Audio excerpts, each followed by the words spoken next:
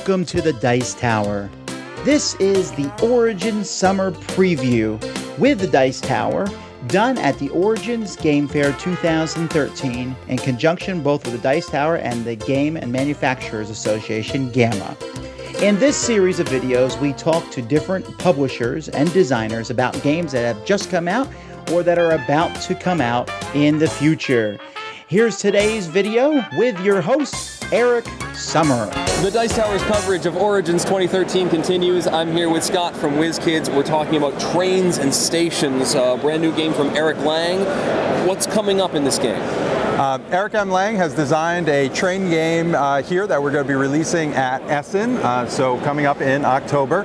But we're excited to show it off here at Origins for the first time for folks, and to be able to see the game, get a chance to demo it, and show it off here to the Dice Tower and all your viewers. So thank you very much for the opportunity. You bet.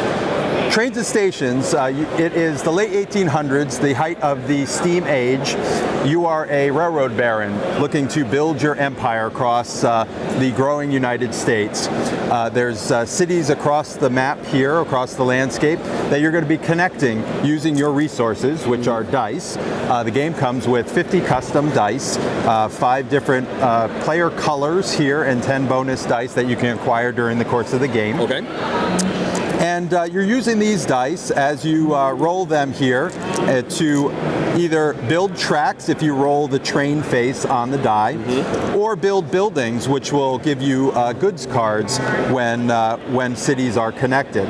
So we have ranches that we can build, we have mines that we can build, and we have hotels that we can build. Each which will give you a different type of good that you'll be collecting along the way. And this is a game of, it's a Euro-style game. You're collecting victory points over the course of the game. And there is a lot of selective cooperation here because it's, unless there are times that you can roll really well and lay down an entire track to connect cities on your own turn, which is great because you don't have to share the victory points. You can get all the victory points for yourself. But oftentimes what's going to happen is you might not be able to complete a track, so you'll have a couple different players that have tracks started, and you might come in and complete it. But everybody's then going to share in the victory points. So you have to think about, well, I want to finish this line off, and I'm going to benefit, but so are other people, because as long as you have dice within the track, you're going to get victory points, even if it's not your turn. And if they connect cities where you have buildings, again, even if it's not your turn, if they're connected, those buildings that are on the different locations are going to pay off the goods cards. So you're looking to collect victory points either by connecting the cities with tracks, collecting enough goods cards that at the end of the game, if you have the monopoly of a good, which is to have the most of them, you'll get the bonus victory points for that good. And then there's also power cards here, which will either give you bonuses for your collecting your goods, or will also have different routes that can be completed, which will give you bonus victory points as well. Again, you don't have to be the one that completes this route. As long as it is completed. Then you can just slap down the card and say, oh, you connected those cities, I have that card, I'm going to get these bonus victory points at the end of the game. You're welcome, I guess. Absolutely. So you want to try to collect as many victory points as you can, but also being mindful of how much you're helping the other players. So it's great to start tracks and let other people complete them, so you can collect points on their turn. But you also have to consider you have 8 dice in your dice pool. You roll 5 at a time, and as you're placing some trains on the board, they stay out there. They stay out there until the track's completed. So your pool starts dwindling. So at that time, you might want to start trying to complete tracks, which does mean you're going to help other people as well.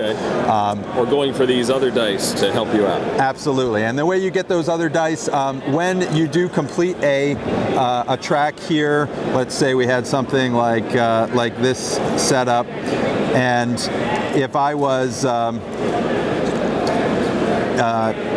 I'll put another die out here. So if I was the magenta player here and I completed this track between Billings and New York, I have the most dice in that track. the purple, blue, and the magenta player would all get a victory point for connecting the cities, one for each city. But the magenta player gets the bonuses, which is at the bottom of the city, which can either be a bonus dice that goes into their pool that they can roll in a subsequent turn, bonus victory points, or additional power cards that they'll be able to collect. There's coins in the game that you can collect as well. That's one of the die faces, is coins. Coins allow you to re-roll. So when you're rolling your dice, so why don't you pick up 5 dice here and roll and see what you get. A good roll. Let's see. Oh, I got this train with a lock symbol on it. You got a locked train here. So you can re-roll as many dice as you want. You need to get a set of 3. You've got 2 ranches, 2 hotels. You need to get a set of 3 to build a building. So you might want to spend a coin to re-roll, but you can't re-roll locked trains. But I'm all about the cattle, so I'll spend a coin and re-roll, see if I can get a third one. There you go. So that's a great roll right there. You got a train and a locked train, so you'd be able to build one of these ranches on one of these cities. So every time that city got connected, you'd pay off this card here, which starts off with cattle. And you've got 2 trains that you can then place on the board to start tracks. Now, there is a little bit of a push your luck mechanic here, because the locked trains you can't re-roll. And if you were to roll 3 locked trains, your workers go on strike and you lose 3 victory points. I don't want that to happen. No. So you do want to try to re-roll to get these sets, but if you roll enough locked trains, you might lose some victory points in doing so. Now, how do these other goods come into play over here? The other goods cards, these are goods upgrades. When you run out, there's 10 of each good card, and when you run out of a particular good card, it's going to upgrade to the next type of goods. And what happens at that point is, and everybody keeps their goods face down in front of them or in their hand, so you don't quite know. You have to try to remember what people have been drawing. Absolutely. And when this happens, there's a speculation time where you can trade in. Gameplay stops while the new goods come out, and everybody can trade in for a 2-to-1 ratio of good cards to get these new cards out. And they progressively get higher in victory points as you go up to these other food and silver and gold eventually. So you can trade in and think, so if you think, well, I don't have enough of this particular type of good, I know Eric's been collecting it like crazy, so those are going to be useless for me at the end of the game. I'll trade in and try to start my collection of my food goods to hopefully get the monopoly on that later on. So there is that idea where you have to try to remember what everybody's collecting, and you also have to guess what they're going to trade in and what they're going to keep, and you don't really know till the end of the game when the goods are flipped up who's going to end up having the most and who's going to grab those extra victory points from the monopoly. Great, and so we're looking for this Essen time, right? It'll release at Essen, and then it will be available in stores the week after. Excellent, and people following the game, where do they go for info? You can go to Wizkidsgames.com and look for information. We'll have a website up soon for it, but also just keep in touch with your local game store and see if they can put it on pre-order. It's been announced to the game store, so they should have information through their distributor. Great, Scott, thanks again. Thank you. Appreciate it. Thank you, everyone. Thanks so much for watching The Dice Tower and the Origin Summer Preview. We'll see you next time. I'm Tom Vassell, and you've been watching The Dice Tower.